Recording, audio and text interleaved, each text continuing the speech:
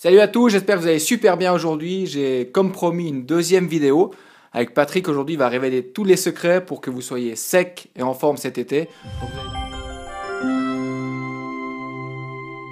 Donc vous avez la chance d'avoir un préparateur physique de niveau mondial pour vous, monsieur et madame tout le monde. Et enfin, avoir les vrais secrets, les vrais trucs et astuces à faire au niveau de l'entraînement et de la nutrition pour sécher avant l'été. Donc, salut Patrick. Salut Thierry.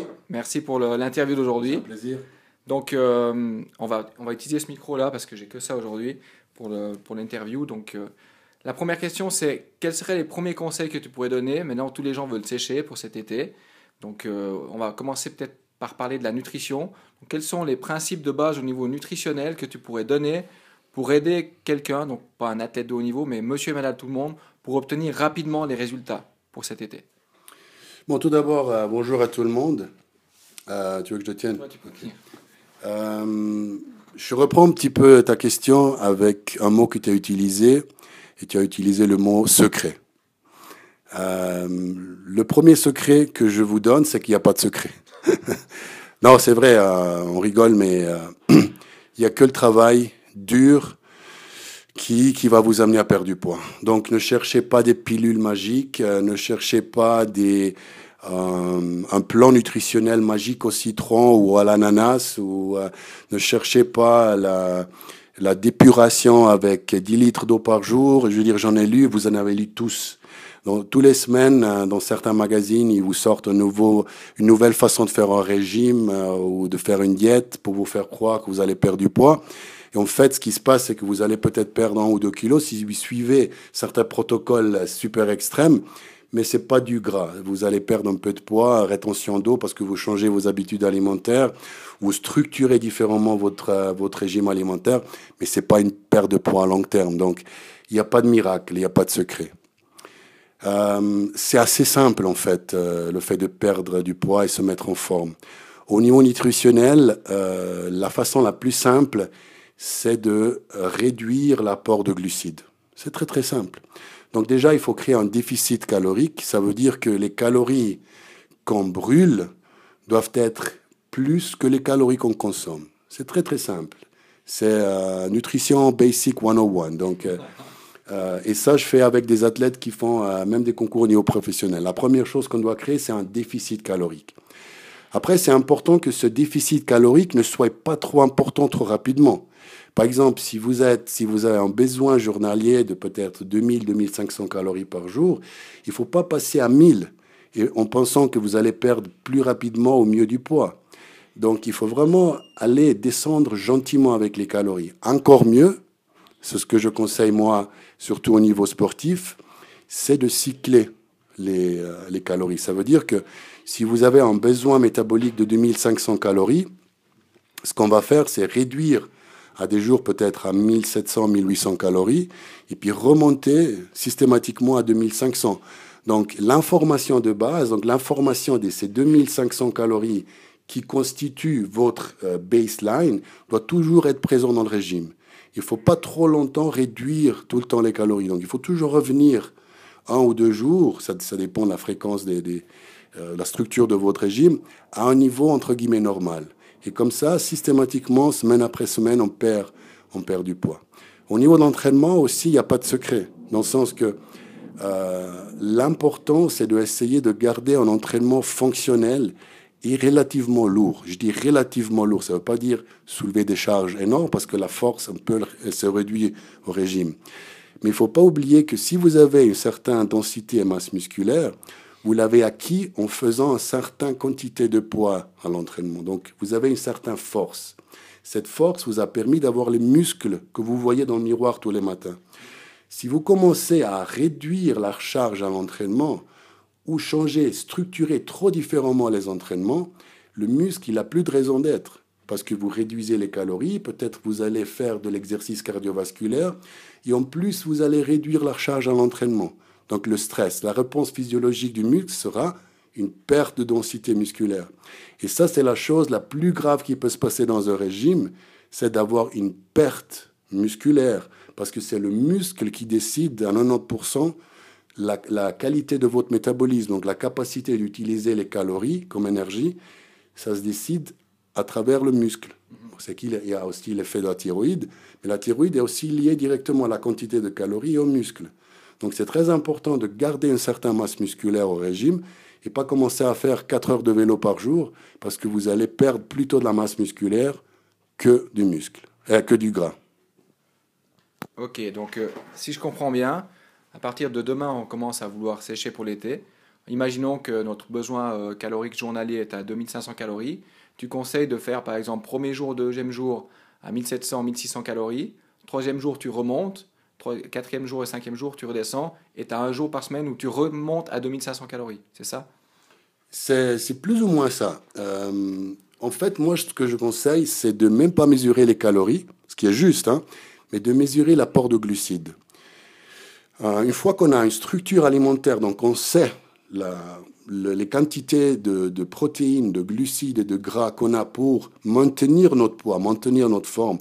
Une fois qu'on a ça, moi je conseille de structurer, donc de changer seulement les glucides, l'apport glucides. La première chose que je fais, c'est je réduis la quantité de glucides de 30 à 40% environ. Et surtout, je les laisse à des moments stratégiques pour notre corps, quand il en a un peu besoin. Par exemple, au réveil le matin et tout de suite après l'entraînement. Là, en ce moment, notre corps il a besoin où il métabolise les glucides beaucoup plus facilement. Donc, il a un besoin accru de glucides à ce moment. Donc, si je les utilise, c'est à tel moment que je vais les utiliser parce que la probabilité qu'ils soient utilisés ou transformés, on va dire, en tissu adipeux, c'est très, très, très bas. Donc, déjà, dans ces moments-là, je vais utiliser les glucides. Je réduis et je les mets à ces moments-là. Après, il faut voir, par exemple, je commence à structurer mon régime alimentaire d'une façon que j'ai, par exemple, 2 jours où j'ai un baisse. Un jour, on peut même commencer avec un jour. Je fais une semaine de telle manière et je regarde au niveau de transformation physique, qu'est-ce que ça me donne. Combien de poids j'ai perdu? Est-ce que ça va pas assez rapidement? Alors, si j'ai fait un jour, je passe à 2 jours de réduction de glucides. Ça va trop vite, j'augmente de nouveau la quantité de jours. Donc, structurellement, c'est assez simple. Vous faites de semaine en semaine. Chaque semaine, vous vous regardez au miroir et à la balance et vous mettez ça en relation à le changement que vous avez donné structurellement à l'apport glucidique. Et chaque semaine, vous décidez comment structurer la prochaine semaine. Ok, donc là, ce que j'aime bien dans ce que tu dis, c'est que nous, en tant que personnel trainer, on a toujours les gens qui viennent nous demander des solutions. Et puis, j'ai le sentiment que les gens, ils ont perdu leur propre instinct. Donc, ils te demandent combien ils doivent manger, combien ils doivent boire, quand ils doivent dormir. Et toi, avec tes athlètes, est-ce que tu travailles aussi au feeling? Donc, c'est-à-dire par rapport au ressenti, quand le type il a faim, il mange. Ou alors, est-ce que tu es beaucoup plus carré, tu dis il faut manger à telle heure, telle heure, telle heure, ou bien tu fonctionnes plutôt au feeling? Ça, c'est une bonne question, mais il faut connaître l'athlète avec lequel tu travailles. Parce que le feeling, il est tellement différent de personne à personne. Il y a des athlètes qui sont hyper motivés, j'appelle, une hyper motivation, et ils n'ont jamais cette sensation. Ils ont toujours l'impression de faire pas assez. Donc, avec eux, il faut faire très attention. Après, tu as l'athlète qui est plutôt en train de pleurer tout le temps. Donc, l'athlète qui a toujours l'impression que ça ne suffit pas, qu'ils ne mangent pas assez, qu'ils s'entraînent trop. Donc, il faut toujours voir quel genre de client, dans ton cas, ou d'athlète, dans mon cas, tu as devant. Il faut savoir interpréter ce qu'il te dit. C'est pour ça que moi, je veux toujours voir les résultats au niveau optique. Donc, je veux voir des photos prises à jeun, le poids, et je veux connaître les sensations à l'entraînement.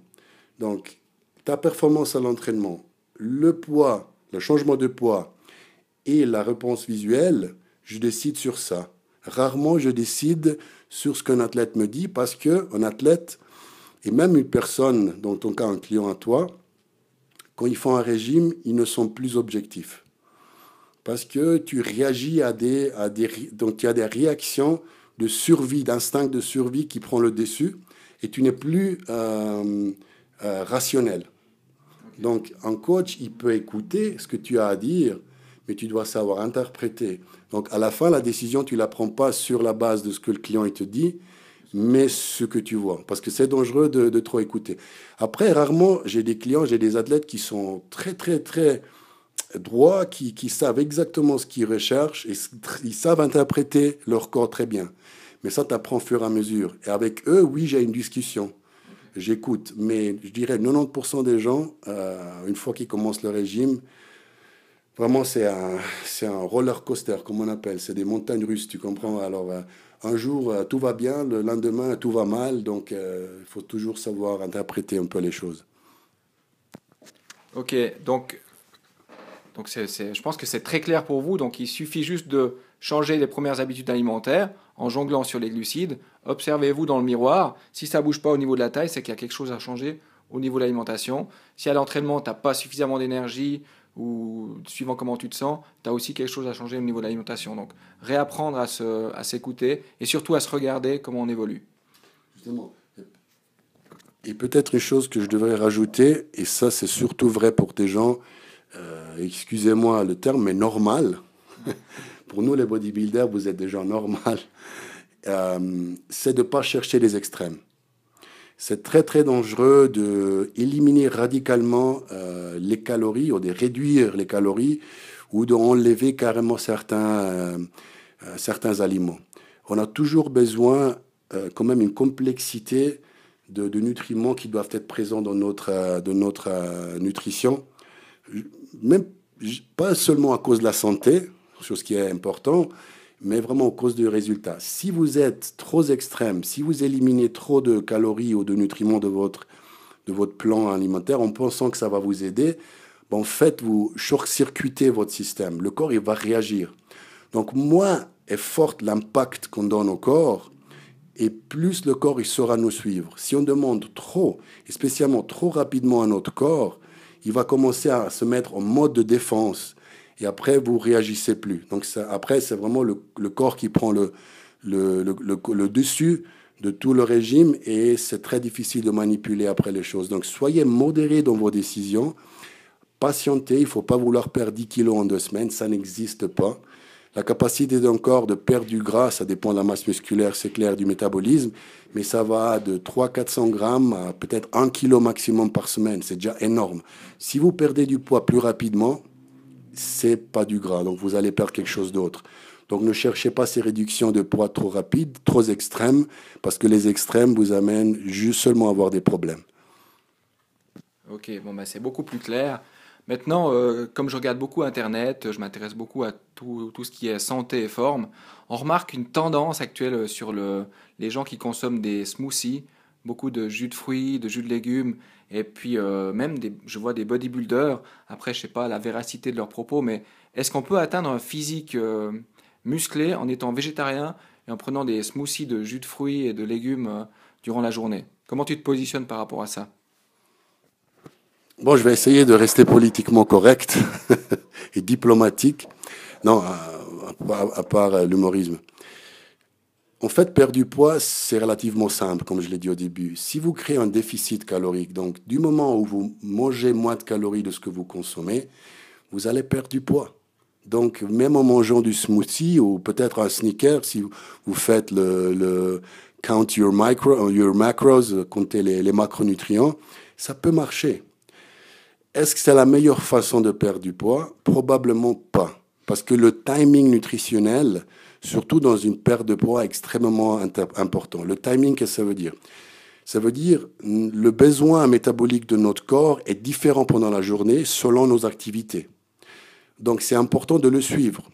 Plus vous allez connaître les besoins métaboliques, donc de quel type de nutriments il a besoin à quel moment de la journée, plus vous connaissez ça, plus vous réagissez sur ça, et plus facilement vous allez perdre du poids, et plus de calories vous pouvez manger en réalité, parce que vous tournez exactement votre régime sur la base de vos besoins.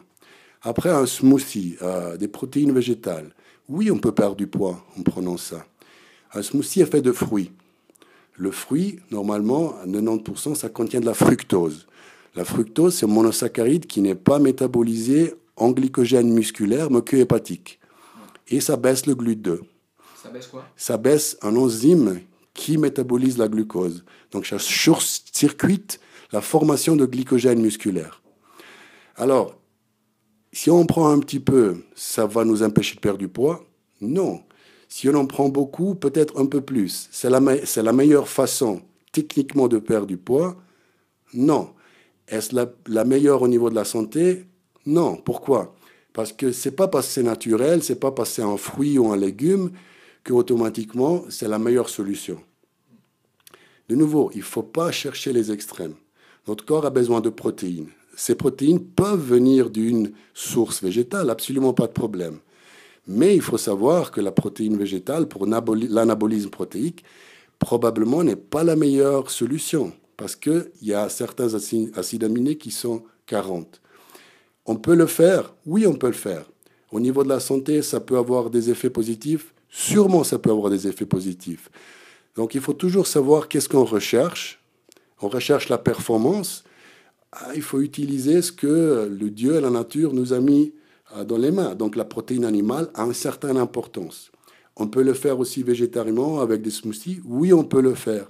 Donc, tout est possible du moment que tu as un déficit calorique. Après, chacun de savoir dans quelle manière il veut arriver à un certain objectif. On veut tous aller à Rome. OK? Donc, on va en vacances à Rome. Il y a l'autoroute à prendre, où on peut voyager à 130 km à l'heure, et on arrivera un peu plus rapidement. Autrement, on peut passer par tous les villages à côté, regarder un peu la fauna, s'arrêter au bistrot, manger, et on arrive à Rome quand même, mais ça prendra un peu plus de temps. Donc, chacun doit savoir comment on veut aller à Rome. S'il n'y a pas une méthode qui est juste et faux, il y a des méthodes qui marchent un peu mieux, un peu moins bien, plus rapidement ou moins rapidement. Mais pour ça, il faut savoir accepter, comme entraîneur, la philosophie de chacun. Moi, avec mes athlètes, c'est clair, il y a un aspect d'efficacité, de performance qui prend le dessus sur la philosophie nutritionnelle ou des interprétations alimentaires, sociologiques, ou appelle ça comme tu veux, comme par exemple être végétarien, que je respecte tout à fait, mais ce n'est pas la meilleure façon pour un bodybuilder. Donc, oui, on peut, mais ce n'est pas la meilleure façon. Ok, dernière question, après je vais te laisser. Les femmes, donc on n'est pas tous égaux, donc un homme et une femme, on va pas forcément devoir s'entraîner la même chose. Et souvent, dans l'inconscient collectif des femmes, on voit ces filles se ruer à faire du cardio avant l'été. Comment tu peux leur expliquer quelle serait la meilleure méthode pour les filles qui nous regardent pour pouvoir avoir un corps sexy cet été? C'est la muscu ou le cardio?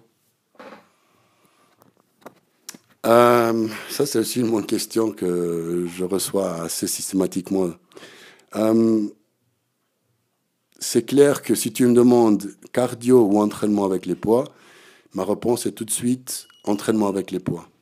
Alors les filles, il ne faut pas penser qu'en faisant de la muscule, vous allez prendre la masse musculaire. On aimerait bien que ça soit si facile que ça. Peut-être au début, il y a une petite adaptation physiologique, donc il y a une petite augmentation de la densité musculaire, mais qui plafonne tout de suite. Donc vous allez tout de suite, après quelques semaines ou peut-être quelques mois, à stagner, vous continuez pas à prendre la masse musculaire.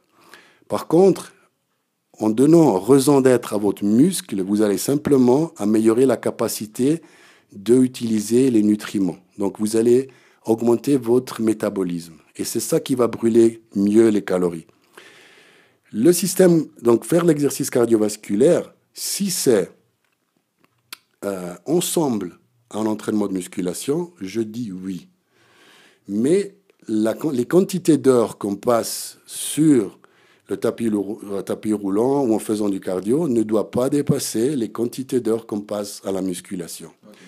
Si le corps il reçoit l'information plus de cardio comparé à la musculation, vous allez commencer à perdre la densité musculaire et les capacités d'utiliser les gras comme énergie ne vont pas augmenter, mais au contraire vont diminuer parce que c'est le muscle qui est le responsable pour l'utilisation des acides gras comme énergie en première.